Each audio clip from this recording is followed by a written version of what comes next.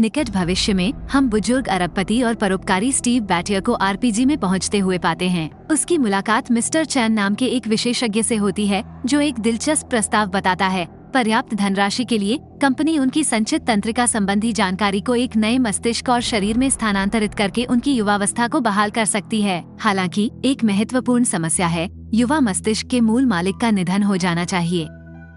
वृद्ध मानवतावादी स्टीव अविचलित प्रस्ताव पर विचार करता है। चैन आगे बताते हैं कि पुराने दिमाग वाला तरोताजा शरीर केवल 10 घंटे तक ही टिकेगा। कंपनी स्टीव और 9 अन्य अमीर वरिष्ठ नागरिकों को एक अनोखे खेल में भाग लेने के लिए आमंत्रित करती है।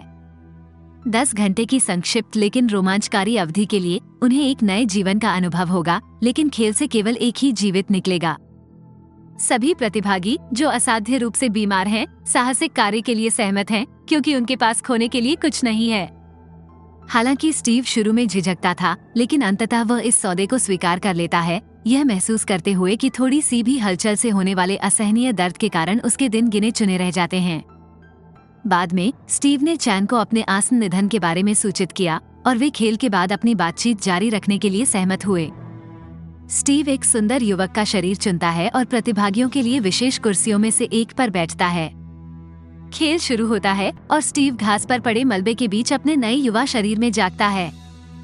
उसकी मुलाकात सफेद पोशाक में एक लड़की से होती है। उन दोनों के पास यादों की कमी है, वे इस बात से अनजान हैं कि वे अब बुजुर्ग दिमाग में बसते हैं। उनका सामना डेनिम पहने एक लड़के, एक छड़ी के साथ एक लड़की और एक घुंघराले बालों वाले लड़के से होता है, जिसके बाद एक गोरा व्यक्ति आता है। जल्द ही वे अन्य खिलाड़ियों से मिलते हैं, एक चीनी लड़का, एक एशियाई लड़की, एक गहरे रंग की लड़की और एक अन्य गोरी लड़की। उनमें से कोई भी समझ नहीं पा रहा है कि वे वहां कैसे पहुंचे या क्या हो रहा है। युवा प्रतिभागी सुराग की तलाश में खंडहरों का पता लगाते हैं, जब श्री चैन एक कमरे में होलोग्राम के रूप में प्रकट होते हैं और खुद को गेम मास्टर के रूप में पेश करते हैं। वो स्थिति की व्याख्या करने के लिए आगे बढ़ता है और बुजुर्ग व्यक्तियों के गतिहीन होलोग्राम दिखाता है, जिनके मस्तिष्क को उनके युवा शरीर में प्रत्यारोपित किया गया है। इस विचित्र परिदृश्य में भाग लेने वालों में एक अभिनेत्री, एक गायिका, एक अफ्रीकी तानाशाह, एक समलैंगिक कार्यकर्ता, एक रूसी जासूस, एक फुटबॉल खिलाड़ी, एक प्लेबॉय, एक चीनी कुलीन वर्ग, एक उत्तरी यूरोपीय देश की एक राजकुमारी और प्रसिद्ध मानवतावादी स्टीव शामिल हैं। प्रत्येक बुजुर्ग व्यक्ति की जीवनी के साथ उनकी जीवन कहानी का विवरण दिया गया है। इसके बाद मिस्टर चैन एक दिल दहला देने वाला बम छोड़ते हैं। हर घंटे एक प्रतिभागी को अपनी मृत्यु का सामना करना पड़ेगा, अन्यथा खेल यादृच्छिक रूप से एक शिकार का चयन करेगा। दूसरे के जीवन का दावा करने के लिए खिलाड़ी को सही ढंग से पहचानना होगा कि पीड़ित के शरीर के अंदर किसका मस्तिष्क है और मृतक के संबंधित होलोग्राम को छूना होगा। हालांकि गलत चुनाव करने का अर्थ है कि हत्यारा अपनी मृत्यु को प्राप्त होगा। प्रारंभ में युवा प्रतिभागियों को जो कुछ उन्होंने अभी अभी सुना है उस पर विश्वास करना कठिन लगता है। फिर भी जैसे जैसे वे जीवनियां पढ़ते हैं, प्रत्येक व्यक्ति स्वयं को पहचानने लगता है। वे इस ज्ञान को अपने तक ही सीमित रखना चुनते हैं, क्योंकि कोई भी पहला शिकार नहीं बनना चाहता। जैसे जैसे तनाव बढ़ता है, युवा प्रतिभागियों के बीच संदेह और आक्रामकता बढ़ती है। घुंघराले बालों वाला लड़का खेल के क्रूर नियमों से बाहर निकलने का रास्ता खोजने की उम्मीद में पहल करता है। अन्य लोग भी उसका अनुसरण करते हैं, लेकिन जल्दी ही पता चलता है कि खंडहर एक हाई वोल्टेज बाढ़ से घिरे हुए हैं, जिससे बचना असंभव है। समूह अपने द्वारा एकत्रित की गई जानकारी पर विचार विमर्श करता है और एक योजना तैयार करने का प्रयास करता है। निष्क्रिय आक्रामकता की अंतर्धारा के बावजूद स्टीव के मस्तिष्क वाला प्रतिभागी यह मानने से इनकार करता है कि उनमें से कोई भी हत्या करने में सक्षम है। उनका सुझाव है कि वे पहले घंटे के शेष भाग के लिए अलग हो जाएं। सफेद पोशाक में एक लड़की स्टीव का अनुसरण करने का निर्णय लेती है। अपने एकांत में वो उस पर विश्वास करती है और स्वीकार करती है कि उसे किसी की जान लेने की कोई इच्छा नहीं है। स्टीव ने बलिदान दिए जाने की प्राथमिकता व्यक्त करते हुए अपनी भावना साझा की। उसकी निस्वार्थता से उसका हृदय द्रवित हो जाता है। अपनी आपसी सुरक्षा की खातिर युवा प्रतिभागी अपनी व्यक्तिगत जानकारी, यहाँ तक कि एक दूसरे से भी छिपाकर रखने का निर्णय लेते हैं। फिर भी वे अपने युवा शरीर में रहने के अनुभव का आनंद लेते हैं, जिसमें एक जोड़ा एक भावुक चुंबन साझा करता है। इस बीच युवा गोरा आदमी एक पत्थर लेता है और उसे एक अस्थायी हथियार में बदल देता है। जाहिर तौर पर वो देखता है कि गोरी लड़की घुंघराले बालों वाले लड़के को आकर्षित करती है। वे भी अपने आकर्षक नए शरीर का फायदा उठाने का मौका नहीं चूकते। जैसे ही एशियाई और सांवली लड़कियां बिजली की बाड़ के पास पहुंचती हैं, वे अपने पिछले प्यार के बारे में बातचीत करने लगती हैं। उनकी चर्चा चुंबन तक पहुंचती है, लेकिन अचानक सांवली लड़की अपने दोस्त को दूर धकेल देती है। वो संदेह व्यक्त करती है कि एशियाई लड़की बिल्कुल भी महिला नहीं हो सकती है, बल्कि एक बुजुर्ग पुरुष है जिसने महिला शरीर को चुना है। तनाव बढ़ जाता है और काली त्वचा वाली लड़की एशियाई लड़की को बाढ़ के खिलाफ धक्का दे देती है, जिसके परिणामस्वरूप बिजली के झटके से उसकी तत्काल मृत्यु हो जाती है। हत्यारा जानबूझकर मदद के लिए पुकारता है और समय की जांच करता है, तेजी से भाग निकलता है। हालांकि इस खौफनाक मंजर को झाड़ियों में किस कर रहे स्टीव और उसकी गर्लफ्रेंड ने देख लिया। गहरे रंग की लड़की होलोग्राम रूम में लौटती है और अपने शिकार की सही पहचान करती है, अपरंपरागत यौन प्राथमिकताओं वाला एक प्रसिद्ध फुटबॉल खिलाड़ी। उनका मानना है कि केवल उस तरह का कोई व्यक्ति ही महिला शरीर में रहना चाहेगा। पूरे समय चीनी व्यक्ति गुप्त रूप से घटनाओं को देखता रहता है। हॉल में इकट्ठा होने के बाद हत्यारा ये दिखावा करता है कि उसका अपराध से कोई संबंध नहीं है। युवा प्रतिभागियों को आश्चर्य होता है कि क्या खेल ही एशियाई लड़की की मौत का कारण बना, लेकिन उन्हें कोई निश्चित उत्तर नहीं मिल पाता और वे तितर बितर हो जाते हैं। झाड़ियों में काली चमड़ी वाली लड़की एक छड़ी पकड़े हुए लड़की के साथ मिलती है, पहली हत्या में उसकी भागीदारी से अनजान। इस बीच क्रूर गोरा आदमी सुनहरे बालों वाली लड़की पर नुकीले पत्थर से हमला करता है। डेनिम जैकेट वाला लड़का और घुंघराले बालों वाला लड़का हस्तक्षेप करने की कोशिश करते हैं, लेकिन सुनहरे बालों वाली लड़की यह नहीं बताती कि उसके मन में ये बात किसकी है। गोरा आदमी उसे कठोर पूछताछ के लिए होलोग्राम कक्ष में ले जाता है, यहाँ तक कि उसका हाथ तोड़ देता है और उसकी बाँह भी काट देता है। हर कोई कमरे में वापस भागता है और गोरी लड़की स्वीकार करती है कि वह एक अभिनेत्री है, लेकिन हत्यारे ने गलत चुनाव किया है। उसका शिकार एक गायिका थी, न कि वह अभिनेत्री जो वह उस पर विश्वास करती थी। कहानी के इस खंड में भयानक खेल अपने क्रूर मोड़ जारी रखता है। एक प्रतिभागी को उग्र अंत का सामना करना पड़ता है, जिससे उनकी होलोग्राफिक उपस्थिति हवा में लुप्त हो जाती है। स्टीव और उसकी प्रेमिका ने एक गहरा संबंध बनाते हुए खुद को समूह के बाकी लोगों से दूर करने का विकल्प चुना।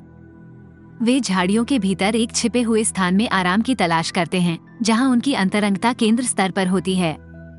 हालांकि जैसे ही स्टीव नींद की आगोश में चला जाता है, उसकी प्रेमिका उसकी वास्तविक पहचान की जांच करने के अवसर का लाभ उठाती है और अपने लाभ के लिए किसी भी समझौताकारी जानकारी का उपयोग करने की आशा रखती है। एक संक्षिप्त अंतराल के दौरान स्टीव कुछ देर के लिए वास्तविक दुनिया में जागते हैं, मिस्टर चैन के साथ बातचीत में शामिल होते हैं, जो स्टीव को इस भयावह खेल में विजयी होने पर शाश्वत युवा होने का वादा करते हैं। इस बीच सफेद पोशाक में एक लड़की एक खतरनाक छड़ी का उपयोग करके स्टीव को मारने की साजिश रचती है। जब स्टीव अचानक जाग जाता है तो उसकी भयावह योजना बाधित हो जाती है। वह इस अवसर का उपयोग उनके कार्यों की गंभीर वास्तविकता को उजागर करने के लिए करता है कि एक दूसरे को मारकर वे इन निकायों में रहने वाले युवा व्यक्तियों के जीवन को प्रभावी ढंग से खत्म कर रहे हैं। दुर्भाग्य से उसकी बातें अनसुनी हो जाती हैं, क्योंकि लड़की अपने हथियार से स्टीव पर हमला करती है, जिससे एक भयानक दुर्घटना होती है। अराजकता के बीच एक गहरे रंग की लड़की शुरू में छड़ी से लड़की को सांत्वना देती है, जिसके बाद भावुक आलिंगन होता है जो हिंसक रूप ले लेता है। स्टीव अपनी प्रेमिका की मृत्यु के बाद होलोग्राम कक्ष में एक रणनीतिक कदम उठाता है और बाद में उस काली चमड़ी वाली लड़की से बदला लेने की कसम खाता है। वो समझदार चीनी व्यक्ति के आरोपों का सामना करते हुए होलोग्राम कक्ष में भाग जाती है। उसने लड़की को जबरदस्ती ऊंचे पद से हटा दिया, जिसके परिणामस्वरूप उसकी असामयिक मृत्यु हो गई। हैरानी की बात यह है कि वह वैसी अभिनेत्री नहीं है जैसा माना जाता है। चीनी व्यक्ति एक होलोग्राम चुनता है, जिससे एक प्रसिद्ध समलैंगिक कार्यकर्ता का पता चलता है। इस बीच घुंघराले बालों वाले और डेनिम पहने हुए व्यक्ति भयावह इरादे से शेष बुजुर्ग प्रतिभागियों की पृष्ठभूमि की एक सुविचारित जांच की साजिश रचते हैं। जानकारी की एक बार फिर समीक्षा करने के बाद उन्होंने एक सख्त निर्णय लिया। जिस युवक ने स्टीव के विचारों को साझा किया, जिसमें करुणा की तीव्र भावना थी, वो उन्मूलन का लक्ष्य बन गया।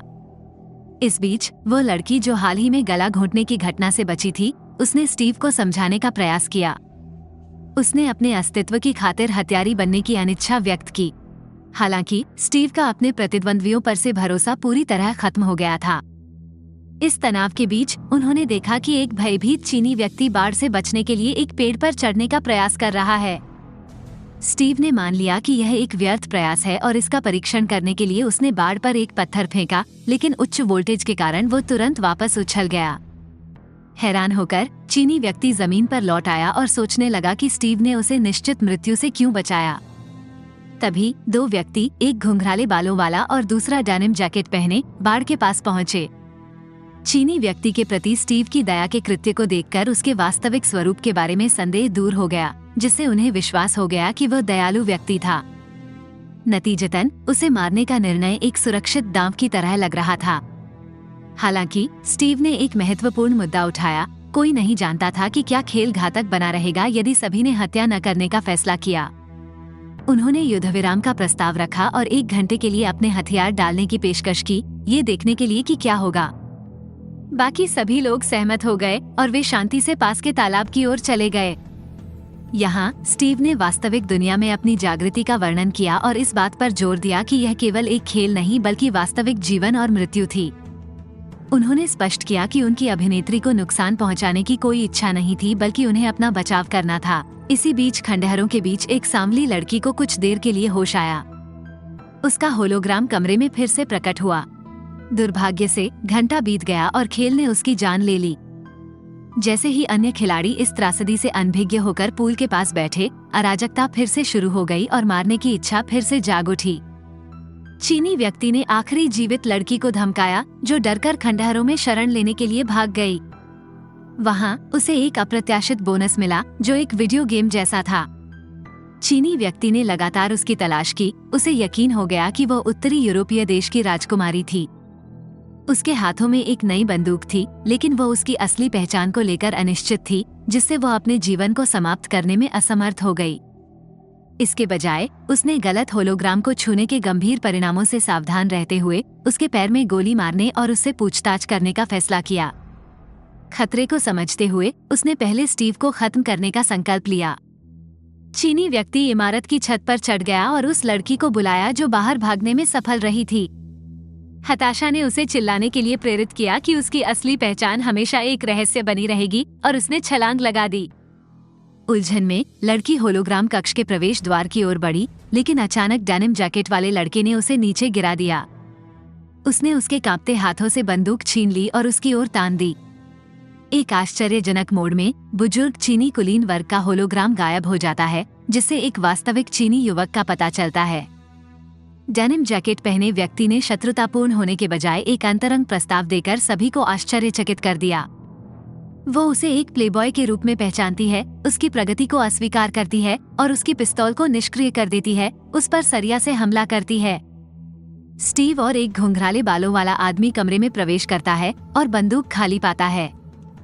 घुंघराले बालों वाला आदमी स्टीव और डेनिम पहने आदमी को खत्म करने या रूसी रूलेट के खतरनाक खेल में शामिल होने की एक भयावह योजना सुझाता है। लड़की अपनी बात पर अड़ी रही और उसने गोलियां छोड़ने से इनकार कर दिया, जिससे स्टीव जल्दी से वहां से चला गया।